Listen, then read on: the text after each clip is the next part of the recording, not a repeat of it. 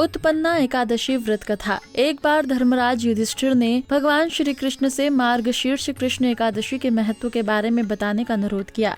तब भगवान श्री कृष्ण ने कहा कि सतयुग में एक राक्षस था जिसका नाम नाड़ी जांग और उसके पुत्र का नाम मुर था। मुर एक बहुत ही शक्तिशाली दैत्य था जिसने अपने पराक्रम के बल पर इंद्र से लेकर यम और अन्य देवताओं को पराजित करके स्वर्ग पर अधिकार प्राप्त कर लिया था। ऐसे में सभी देवतागण अपनी परेशानी लेकर भगवान शिव की शरण में पहुँचे और उन्हें अपनी सारी व्यथा सुनाई। महादेव ने देवताओं को इस समस्या का हल ढूंढने के लिए प्रभु श्री हरि के पास जाने को कहा, जिसके बाद शिव आज्ञा से सभी देवतागण अपनी व्यथा लेकर भगवान विष्णु की शरण में पहुँचे और विस्तार से उन्हें सारी बात बताई। तब श्री हरि विष्णु ने उनको चंद्रावती नगरी जाने को कहा। भगवान विष्णु सहित सभी देवतागण चंद्रावती नगरी जाने लगे। तभी मुर अपनी सेना के साथ युद्ध भूमि में गरज रहा था। उसी दौरान भगवान विष्णु रणभूमि में प्रकट हुए तो दैत्यों ने उन पर आक्रमण कर दिया। भगवान विष्णु से युद्ध में सभी दैत्य मारे गए, लेकिन मुर लड़ता रहा।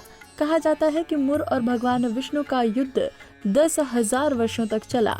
विष्णु जी के अनेक प्रहारों के बाद भी मुर नहीं हारा। युद्ध करते हुए जब भगवान विष्णु थक गए तो वो बद्रिकाश्रम चले गए और वहाँ हेमवती नामक गुफा के अंदर योग निद्रा में सो गए। उनका पीछा करते हुए मुर भी उस गुफा में आ गया। उसने भगवान विष्णु को सोता हुआ देखा। तब वो इसे इच्छा अवसर जानकर उस पर आक्रमण करने के लिए आगे बढ़ा।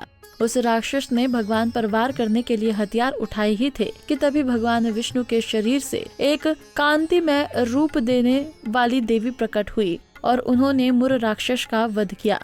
क्योंकि इस देवी का जन्म मार्गशीर्ष मास की कृष्ण पक्ष की एकादशी को हुआ था, इसलिए उनका नाम एकादशी पड़ गया। साथ ही एकादशी के दिन उत्पन्न होने के कारण इस देवी को उत्पन्ना एकादशी के नाम से जाना जाता है। कुंडली टीवी डेस्क से तानिया की रिपोर्ट।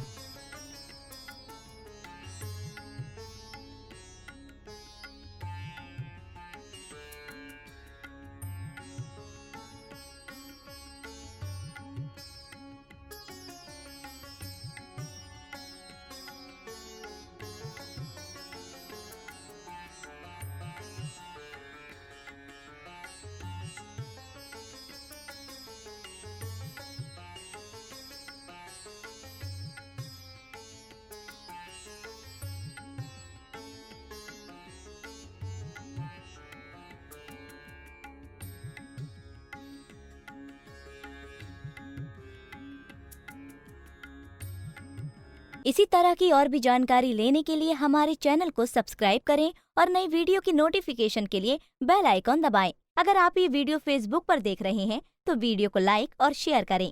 साथ ही अपनी राय कमेंट बॉक्स में जरूर बताएं। धन्यवाद।